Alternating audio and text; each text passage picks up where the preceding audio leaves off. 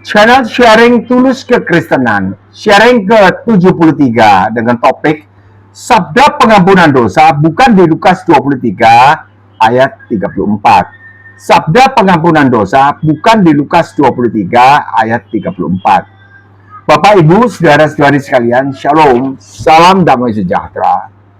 Sabda pengampunan dosa bukan di ayat Lukas 23 ayat 34 seperti dikira oleh banyak orang. Bahkan misalnya ayat Lukas 23 ayat 34 itu dihapus, misalnya jangan sampai ada orang yang berani menghapus satu huruf atau satu iota dari firman Allah yang ditulis di Alkitab ini.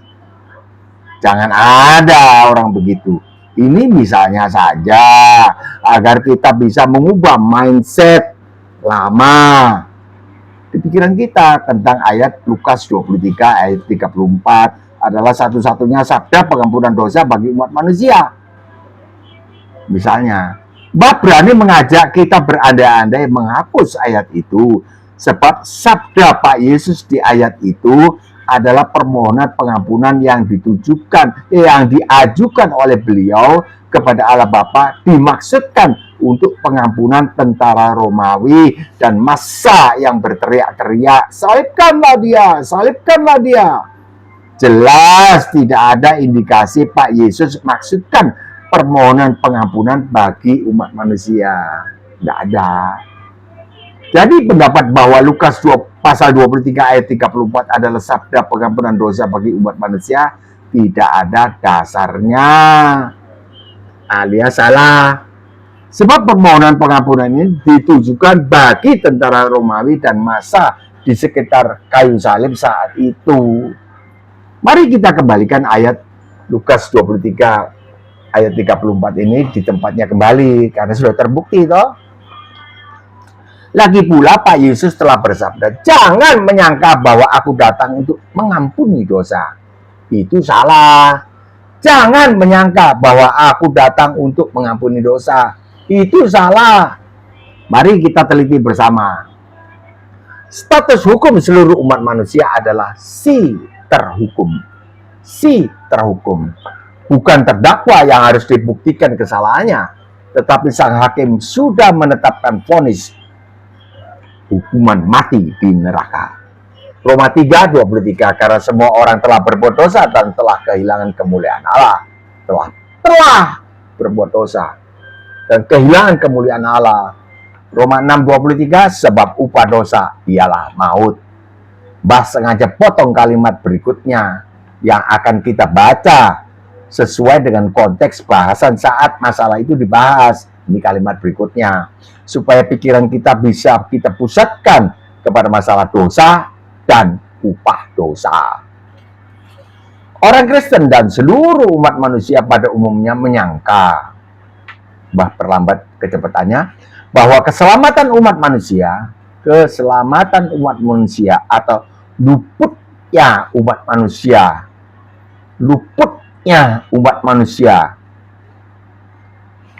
yang berstatus si terhukum dari hukuman maut di neraka itu jikalau Allah mengampuni dosa-dosa mereka. Ulangi, orang Kristen dan seluruh umat manusia pada umumnya menyangka bahwa keselamatan umat manusia atau luputnya umat manusia yang berstatus si terhukum dari hukuman maut di neraka itu jikalau Allah mengampuni dosa-dosa mereka. Ini prinsip ya, tidak ada ide lain ya seperti itu. Hukuman ya diampuni, orang diampuni. Tidak ada pemikiran lain, ulangi, tidak ada pemikiran lain selain diampuni agar bisa lolos dari tuntutan hukum, kan gitu. Biar di pengadilan manusia tidak ada pikiran, kalau diampuni ya bebas. Manusia tidak punya ide lain. Karena ini keselamatan kita nih idenya ide Allah. Tidak ada manusia punya ide seperti ini. Nanti kita lihat, kita buktikan apa itu ide Allah.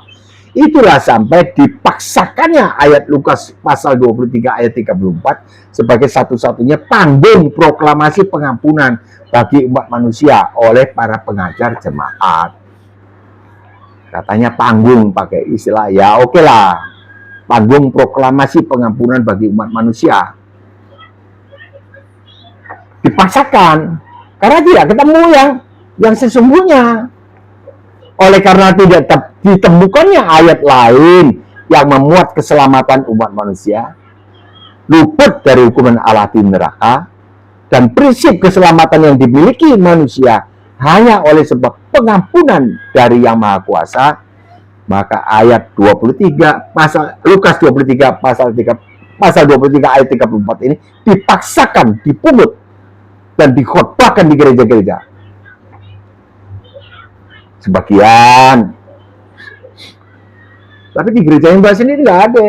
Ya ini sama, nggak ada yang seperti yang akan bahaskan ini, sajikan ini, nggak ada. Ulangi, oleh karena tidak ditemukannya ayat lain yang memuat keselamatan umat manusia, luput dari hukuman Allah di neraka, nggak ketemu. Dan prinsip keselamatan yang dimiliki manusia hanya oleh sebab pengampunan dari Yang Maha Kuasa, ini mesti diampuni. Tapi tidak ketemu ayat itu. Maka ayat Lukas 23 ayat 34 ini dipaksakan, dipungut ini aja. Ada yang berpendapat begini, ada yang begini. Pendapat ini telah dikoreksi oleh Pak Yesus yang adalah Tuhan yang menjadi manusia ini. Jangan kamu menyangka demikian. Matius 5:17. Janganlah kamu menyangka bahwa aku datang untuk meniadakan hukum Taurat. Jadi Pak Yesus sudah mengkoreksi. Jangan mengira, jangan menyangka bahwa aku datang untuk mengampuni dosa. Janganlah kamu menyangka bahwa aku datang untuk meniadakan hukum Taurat. Titik. Dulu, berhenti dulu. Kita penggal saja sampai di sini dulu. Kita fokus pada istilah meniadakan hukum Taurat. Mari kita pergi dulu ke Roma 5 ayat 13. Sebab sebelum hukum Taurat ada, telah ada dosa di dunia. Sebelum hukum Taurat ada, telah ada dosa di dunia. Sebelum hukum Taurat ada, telah ada dosa. Dosa sudah ada. Ini dosanya. Hukum Tauratnya belum ada. Tetapi dosa itu tidak diperhitungkan, tidak apa-apa. Kalau tidak ada hukum Taurat. Kalau tidak ada hukum Taurat, maka dosa tidak apa-apa. Tidak diperhitungkan sebagai dosa. Dasarnya ini, kita mengambil istilah tidak ada. Jangan kamu menyangka bahwa aku datang untuk meniadakan. Meniadakan. Ada dosa, namun tidak ada hukum. Dosa ada, hukum tidak ada. Orang berdosa tidak dihukum. Enggak apa-apa. Karena tidak ada hukum. Jangan kamu menyangka bahwa aku meniadakan. Harus kita bedakan, orang berdosa tidak dihukum. Karena tidak ada hukum. Orang berdosa, dosa tidak dihukum. Karena tidak ada hukum. Tidak apa-apa. Tidak apa-apa. Dengan orang berdosa karena diampuni. Jadi orang berdosa tidak dihukum. Dan satunya lagi orang berdosa karena diampuni. Dua-dua nggak dihukum. Orang berdosa tidak dihukum. Dasarnya adalah hukumnya tidak ada. Tadi itu. Sebab sebelum hukum ada, dosa sudah ada. Tapi hukum itu tidak diperhitungkan karena tidak ada hukum Taurat. Belum ada. Jadi orang berdosa tidak dihukum, dasarnya adalah hukumnya tidak ada. Hukumnya tidak ada, tidak dihukum. Orang berdosa diampuni, dasarnya adalah otoritas. Hak prerogatif daripada hakim. Otoritas. Hakim yang mengampuni sah karena otoritas yang dia terima dari negara. Tetapi dari sudut pandang kebenaran, sang hakim berstatus tidak benar atau bersalah sebab upah dosa adalah maut, Upah dosa adalah hukuman, kesalahan mesti dihukum, tapi dia ampuni, artinya ya diampuni. Maunya dia, hukumnya ada, tapi diampuni. Maunya. Jadi Yesus Kristus yang adalah Sang Hakim, Yohanes 5:22, yang Maha Suci tidak diutus untuk mengampuni. Mari kita camkan baik-baik, tidak diutus untuk mengampuni. Tidak diutus untuk mengampuni. Itu. Janganlah kamu menyangka bahwa aku datang untuk meniadakan hukum. Meniadakan hukum, orang bilang, oh, diampuni. Itu kan istilahnya orang.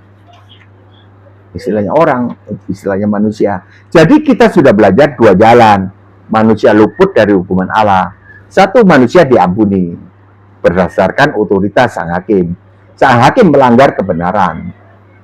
Ini tidak dijalankan oleh Tuhan Yesus yang Maha Kudus. Nah, kalau beliau menjalani mengampuni, karena otoritasnya, beliau tidak kudus. Kalau beliau tidak kudus, beliau bukan Allah. Kalau beliau bukan Allah, ya nggak tahu. Musuhnya Allah. Ada musuhnya Allah yang berkuasa. Itu di Lukas 4 ayat 6. Dua, manusia tidak dihukum karena hukumnya ditiadakan atau disingkirkan oleh Sang Hakim. Hukumnya dinyatakan tidak berlaku. Jika demikian, maka Sang Hakim melanggar hukum oleh sebab meniadakan hukum. Janganlah kamu menyangka bahwa aku datang untuk meniadakan hukum yang masih berlaku, hukum Taurat, supaya si terhukum bebas. Itu kan. Mengampuni itu salah. Mau-maunya, hak prerogatif. Meniadakan hukum itu juga salah. Yang benar apa? Mengampuni salah, meniadakan hukum juga salah. Bagaimana Allah menyelamatkan umat manusia ini? Bagaimana? Tidak mengampuni, tidak meniadakan hukum. Duanya salah. Yang benar apa? Kita lanjut membaca alinea berikutnya daripada Matius 5:17. Janganlah kamu menyangka bahwa aku datang. Ini kita mulai dari awal lagi. Janganlah kamu menyangka bahwa aku datang untuk meniadakan hukum Taurat. Hukum Taurat ditiadakan. Jangan menyangka begitu. Kalau hukum Taurat ditiadakan, orang berdosa tidak dihukum. Ini kan sangka-sangkanya orang. Tapi Pak Yesus sudah menegaskan, mengkoreksi. Jangan kamu menyangka begitu. Ya kalau zaman sekarang bilang oten. Aku datang bukan untuk meniadakannya. Ini satu penegasan. Dari alinea pertama tadi. Janganlah kamu menyangka bahwa aku datang untuk meniadakan hukum Taurat. Aku datang bukan untuk meniadakannya. Bukan untuk meniadakannya. Ini konfirmasi, reconfirmation. Melainkan untuk menggenapinya. Nah, ini langkah keduanya. Bukan meniadakan, tapi menggenapi hukum Taurat. Aku datang bukan untuk meniadakan hukum Taurat, melainkan untuk menggenapi hukum Taurat. Apa arti menggenapi hukum Taurat? Menggenapi hukum Taurat ada dua cara. Satu, melakukan perintah, kan? Itu kan menggenapi. Melakukan perintah. 10 perintah dilakukan semua tanpa gagal, menggenapi. Kalau gagal, satu gagal dianggap gagal semua. Kalau gagal, kita menggenapi juga hukum Taurat dengan menjalani hukumannya di neraka. Kita tidak mencuri sekarang karena kita menggenapi tuntutan hukum pidana. Kalau orang mencuri ayam, maka dia harus menggenapi tuntutan hukum pidana, diterungkung, di penjara, mungkin 6 bulan. Sama menggenapi. Sebab hukum harus digenapi.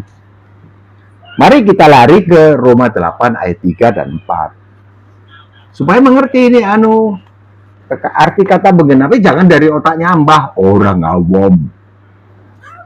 Roma 8 ayat 3 dan 4. Sebab apa yang tidak mungkin dilakukan oleh hukum Taurat? Karena kelemahan daging, karena tidak berdaya oleh daging, Jadi manusia tidak berdaya melakukan perintah hukum Taurat 10 perintah itu terutama karena kelemahan daging. Telah dilakukan oleh Allah. Apanya? Ya kalau gagal melakukan perintah hukum Taurat, manusia harus dihukum di neraka. Itu tuh, vonis tuh. Sudah vonis. Kita semua ini sudah vonis, sudah orang berdosa lah. Telah jatuh dalam dosa dan kehilangan kemuliaan Allah. It's vonis. Mesti masuk neraka.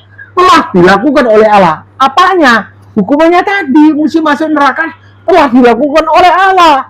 Apa artinya dilakukan oleh Allah? Diambil alih hukuman itu. Bagaimana caranya? Dengan jalan mengutus anaknya sendiri di dalam daging. Mengutus anaknya sendiri di dalam daging. Anaknya itu di sorga. Anak Allah. Itu keberadaan Allah. Bapak, Putra, Roh Kudus. Itu Allah. Kalau bukan Bapak, Putra, Roh Kudus ya bukan Allah. Kalau manusia tubuh, jiwa, dan roh itu manusia. Kalau itu ada tubuh dan jiwa saja, itu namanya binatang atau hewan. Gitu. Nggak ada rohnya. Kalau manusia tubuh, jiwa, dan roh. Coba binatang kan itu. Jadi binatang ini kan cuma cuk cari makan dan seks. Makan seks. Itu binatang. Semua binatang biar kaki 4, kakinya 2 ayam tapi ada sayapnya kan. Semuanya prinsipnya dua atas, 2 bawah. Ada tambah 1 lagi monyet yang ekornya bisa berfungsi. Kemana-mana ini ceritanya. Sebab apa yang tidak mungkin dilakukan oleh hukum Taurat karena kelemahan daging telah dilakukan oleh Allah. Artinya telah diambil alih oleh Allah hukuman itu. Bagaimana caranya? Dengan jalan mengutus anaknya sendiri di dalam daging. Firman diutus menjadi manusia. Itu tuh Yohanes 1:14 sudah berapa kali ini. Nah, mesti hafal, kita orang Kristen mesti hafal ini. Nah, di dalam daging yang serupa dengan daging yang dikuasai dosa. Dagingnya beliau itu waktu dilahirkan oleh Santa Maria serupa dengan daging kita. Serupa. Namun tidak sama. Dagingnya beliau tidak berdosa. Siapa yang dapat membuktikan aku berbuat dosa? Itu kalau tidak salah di Yohanes 6. Ya. Dan serupa dengan daging yang dikuasai dosa. Karena dosanya apa? Dosanya Bapak Adam. Kita ini berdaging yang bersifat dosa karena dosanya Bapak Adam. Kita ini turunannya Bapak Adam. Ia, Allah, telah menjatuhkan hukuman atas dosa di dalam daging. Ia, Allah, telah menjatuhkan hukuman atas dosa. Bukan orangnya, dosanya. Dosa manusia dihukum di atas daging Yesus, di dalam daging Yesus Kristus yang tidak berdosa.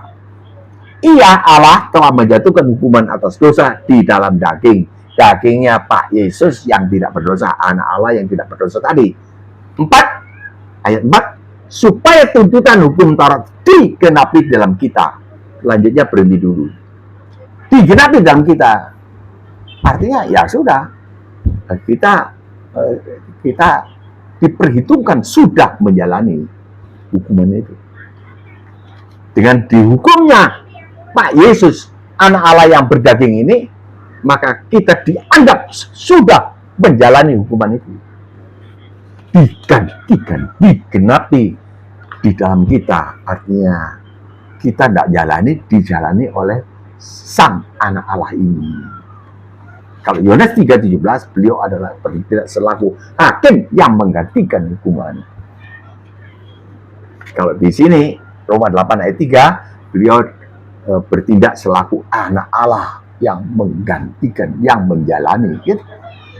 Ia telah menjatuhkan hukuman atas dosa di dalam daging Pak Yesus. Maka dari itu waktu beliau wafat menyerahkan nyawa, bukan mati karena dibunuh, ditusuk atau kehabisan darah, bukan, menyerahkan nyawa. Beliau berseru, sudah kena. Itu di Alkitab LAI terbitan. Ya nggak tahu terbitannya awalnya berapa, nggak tahu, pokoknya tertulis tahun 1952. ditulis sudah genap. Sesuai konform dengan ini tuntutan hukum Taurat. Sudah ku genapi tuntutan hukum Taurat. Manusia tidak bisa dituntut oleh hukum Taurat. Kalau sang hakim Yesus Kristus datang, pergi masuk neraka. Hukum Taurat ini. Pak Yesus kan sudah menggenapinya di dalam sekali salib. Itu saya sudah mau. Kan Pak Yesus sudah berseru waktu itu. Sudah genap. Saya mau digenapi. Berubah status. Mengapa disebutkan Pak Yesus? Karena ini supaya tegas antara Pak Yesus, beliau Tuhan Yesus, tapi bertindak di mana prioritas beliau? Prioritas beliau adalah Pak Yesus, orang yang tidak berdosa. Maka dari itu, kenapa jadi juru selamat? Yesus Kristus jadi juru selamat. Padahal dia tidak bisa turun dari kayu salib. Bukan tidak bisa, bro. Tidak mau. Karena itu tugasnya, itu menggenapi tuntutan hukum Taurat. Tidak bersalah, dianggap bersalah. Untuk menggantikan umat manusia. Ya nggak ada itu orang mau tidak ada. Beliau bukan orang biasa. Beliau Allah menjadi orang. Begitu bro, sister. Mbak Yu, Mas, Daeng. Allah yang menjadi manusia. Firman menjadi manusia, menggantikan kita, bukan ngampuni. Kalau mengampuni tidak usah repot-repot, turun ke bumi apa, tidak usah, di atas saja. Kalau mengampuni bukan Allah. Ingat, kalau mengampuni itu bukan Allah. Iya toh, sini Allah telah menjatuhkan hukuman atas dosa di dalam daging. Jadi kalau ada Allah yang tidak menghukum dosa, ya bukan Allah dong. Ya berdasarkan ini keluar dari sini. Mbak tidak masuk ke agama orang lain dari otaknya Mbak sini, pendapatnya Mbak bukan dari sini loh. Logika. Mbak nggak bersalah. Di sini kita ketahui bahwa hukum Taurat itu menuntut. Menuntut apa? Hukum Taurat menuntut digenapi. Gitu. Supaya tuntutan hukum Taurat digenapi. Digenapi apanya? Itu tadi sudah diterangkan. Digenapi pelaksanaannya. 10 perintah Allah harus sukses semuanya. Gagal satu dianggap gagal semua. Jikalau gagal pelaksanaannya, maka hukum Taurat harus digenapi apanya tadi? Hukumannya.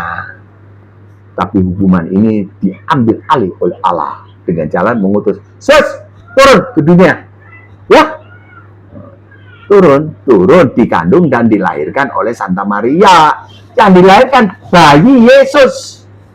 Memang di Lukas 2 malaikat mengatakan telah lahir bagimu juru selamat Tuhan. Itu di kota Daud. Tuhan yang menjadi manusia. Bukan Tuhan dilahirkan oleh Santa Maria, bukan. Ya mesti ada kaitannya dengan ayat yang lain dong. Jangan terus enggak gitu. Terus kita nih seperti apa itu kuda, enggak lihat lain. Kuda kan dipasangnya begini supaya enggak melihat lain. Kalau melihat lain dia jalan supaya terfokus. Ya, jadi Tuhan yang menjadi manusia turun ya untuk menggantikan hukum, menjalani hukuman kita. Terlalu cepat. Jadi Matius 5:17 tadi, aku datang untuk satu, menggenapi hukum Taurat. Jikalau gagal melaksanakan hukum Taurat, maka hukum Taurat harus digenapi hukumannya, gitu kan? Harus menggenapi perintahnya dan menjauhi larangannya. Kalau gagal, harus menggenapi di hukumannya di neraka. Itu tadi ilustrasinya kan sudah ilustrasi yang nyata. Kalau kita gagal menggenapi tuntutan hukum pidana, kita menjalannya di penjara namanya, bukan di neraka. Ya untuk sementara waktu terpisah dari komunitas, ya orang, komunitas keluarga untuk pendidikan. Tapi kalau neraka bukan pendidikan, hukuman itu. Hukuman kekal selamanya. Bukan di situ lalu seperti di penjara kita Penjara kan pendidikan sebetulnya. Maka itu disebut lembaga pemasyarakatan. Orang yang masuk di situ dimasyarakatkan kembali. Dia telah keluar dari masyarakat yang normal karena berbuat ya jahat, berbuat melanggar hukum. Jadi dimasyarakatkan kembali. Itu kan lembaga pemasyarakatan. Dulu disebut penjara, prison. Tuh. Ya. Jadi Matius 5:17 tadi, aku datang untuk menggenapi hukum Taurat. Mbah perlambat, aku datang untuk menggenapi tuntutannya hukum Taurat. Tuntutannya hukum Taurat. Aku datang untuk menggenapi tuntutan hukuman yang dituntut hukum Taurat. Aku menggenapi tuntutan hukuman yang dituntut hukum Taurat bagi umat manusia. Hukum Taurat menuntut hukuman digenapi, tapi beliau datang menggantikannya. Kenapa beliau boleh? Karena beliau tidak berdosa. Beliau bahagia. Saya mau mencari nama, mau ternar. Tidak laku. Karena orang berdosa. Itu orang berdosa. Menggenapi tuntutan hukuman yang dituntut oleh hukum Taurat. Artinya, Pak Yesus diutus menggantikan menjalani hukuman. Menggantikan menjalani hukuman yang seharusnya dijalani oleh umat manusia. Menggantikan menjalani hukuman yang seharusnya dijalani oleh umat manusia. Atau kita ganti pengertian yang sama. Menggantikan umat manusia menjalani hukuman mereka di neraka. Menggantikan umat manusia menjalani hukuman yang dituntut hukum Taurat. Renungkan ini, penting sekali, dan ini intinya penginjilan kita ini kepada semua orang, baik kepada orang Kristen yang tidak ngerti. Ini begini, ini kita digantikan, bukan diampuni. Tidak ada ayat pengampunan, itu tidak ada. Yang ditebus itu orangnya ini dibeli, kita ini dibeli. Nah, ini kalau soal di aspek penebusan nanti lain kali kita bahas. Tapi sekarang ini soal ini penggantian hukuman, penggantian posisi umat manusia menjalani hukumannya. Kita kan belum lahir. Ini tahun 33. Mbah selalu tegaskan waktunya. Supaya kita tidak beriman kepada khayal agama. Ya, ajaran. Bukan. Kita beriman kepada suatu perbuatan Allah. Itu tadi, dengan jalan mengutus anaknya sendiri di dalam daging. Yesus turun ke dunia. Tahun berapa itu? Tahun 1 Masehi. Mengenai tepat atau tidak tepatnya soal kalender apa, nggak usah bicara itu. Pasti Yesus Kristus itu turun dan dilahirkan di sana Israel. Di Israel.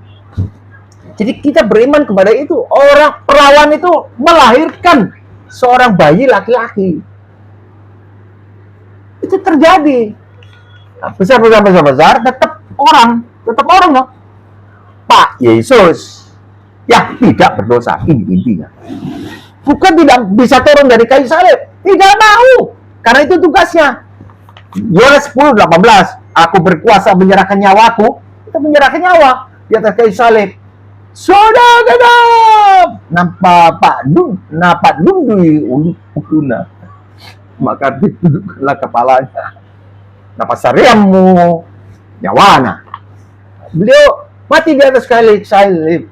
Aku berkuasa menyerahkan nyawaku, aku berkuasa mengambilnya pula. Inilah tugas yang kuterima dari Bapakku. Tugas dari beliau di atas kayu salib itu tugas. Pak Yesus bertugas. Jadi tentang berseru-seru di kayu salib, tentang berdoa di Taman Getsemani. Oh, Tuhan katanya berdoa kepada Allah, bagaimana? Terjawab, bukan Tuhan statusnya. Dalamnya Tuhan. Bagaimana ada orang tak berdosa? Mana ada orang dilahirkan tak berdosa? Tidak ada. Tuhan jadi manusia, pakai daging, numpang lewat rahimnya Santa Maria. Saya pakai istilah numpang lewat karena Allah telah dengan jalan mengutus anaknya sendiri di dalam daging. Mengutus anaknya sendiri. Itu. numpang lewat. Dan tidak terjadi proses. Karena beliau tidak terjadi dari prosesnya benihnya Yusuf dengan benihnya Santa Maria. Besar-besar jadi orang sampai mati dikubur, Tuhannya oten, masukkan kubur di kapani. Mana? Bukan Pak Yesus. Jangan lupa. Tapi beliau mengandung kodrat, nggak bisa kekurangan kosakata. Orang yang sekolah tinggi, maka itu anak-anak muda sekarang sekolah tinggi lah, universitas, supaya banyak kosakata, pengertian. Kalau ini kan kekurangan, dikubur itu tetap. Nah, nanti pada hari ketiga Tuhannya itu berfungsi.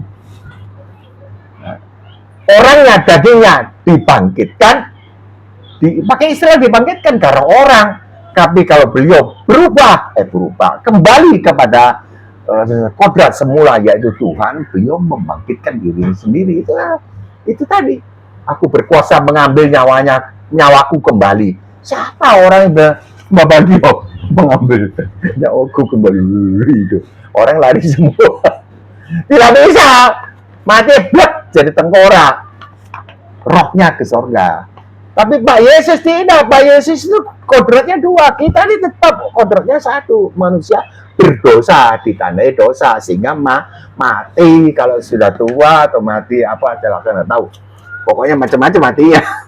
Itulah. Jadi Pak Yesus datang ke dunia bukan mengampuni dosa, bukan meniadakan hukum Taurat, bukan tidak menghukum dengan jalan meniadakan hukum, tapi beliau menggantikan hukuman umat manusia, menggantikan posisi kita. Tahun 33 kita belum lahir, itu sudah ditanamkan, diproklamasikan, diteriakkan di sana, sudah kalah.